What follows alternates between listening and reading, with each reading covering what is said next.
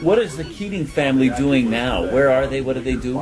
It's all broken up in just great Are tragedy. they still wealthy, or did they lose it all?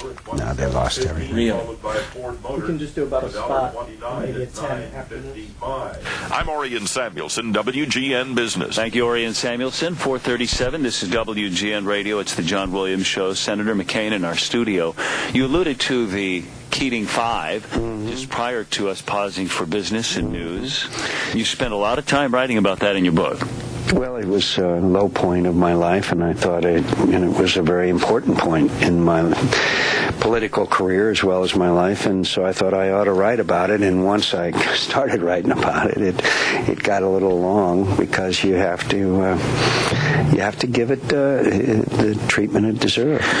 And basically, this moral of the story is it's not only what you do in politics; it's what you appear to do. It is the greatest financial disaster in the history of the United States.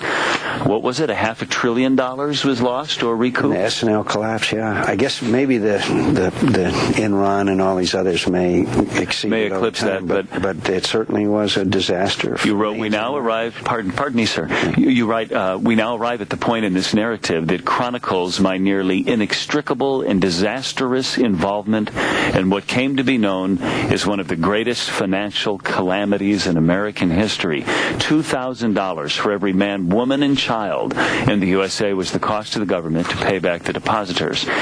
Just briefly, what happened, and what about those two meetings that you are forever going to regret, you say?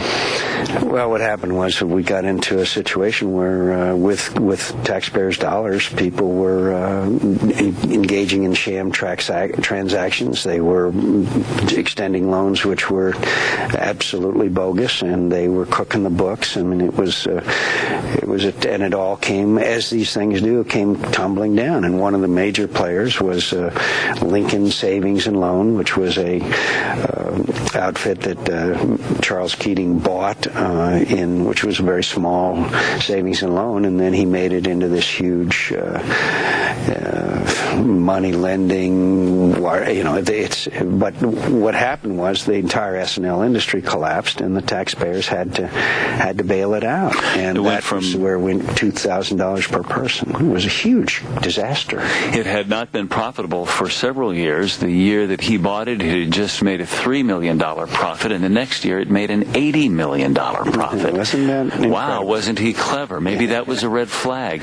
You said in the book that you never doubted what his interest was in you. You and your families were good friends, and you liked him, and he liked you, and you didn't see that perhaps he was playing you as a political tool that he would need down the road. And he did call in that chip. You're a guy with good political instincts, but you didn't see this coming. Oh no, I really don't think anybody did. But that's where I came into play. Was that he asked me to help him. I said I wouldn't do certain things. He called me a wimp. I threw him out of my office. But then I still went to a meeting with 4 other senators with a group of regulators. Now look, what I said on paper was fine. I said I'm not here for any special favors. But the fact was there was 5 senators there meeting with regulators who directly regulated an industry, an individual that was a supporter of mine. And the appearance, no matter what I said, if I had recited the Koran, it didn't matter.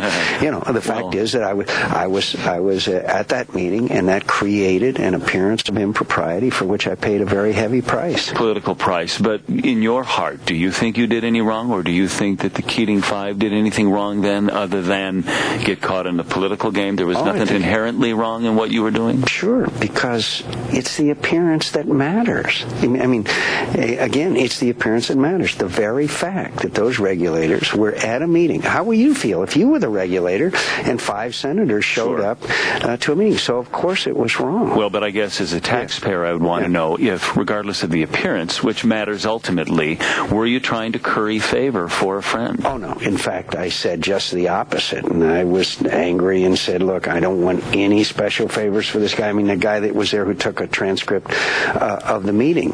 But look, it's like anything else in life. If you create an impression, then you are doing wrong.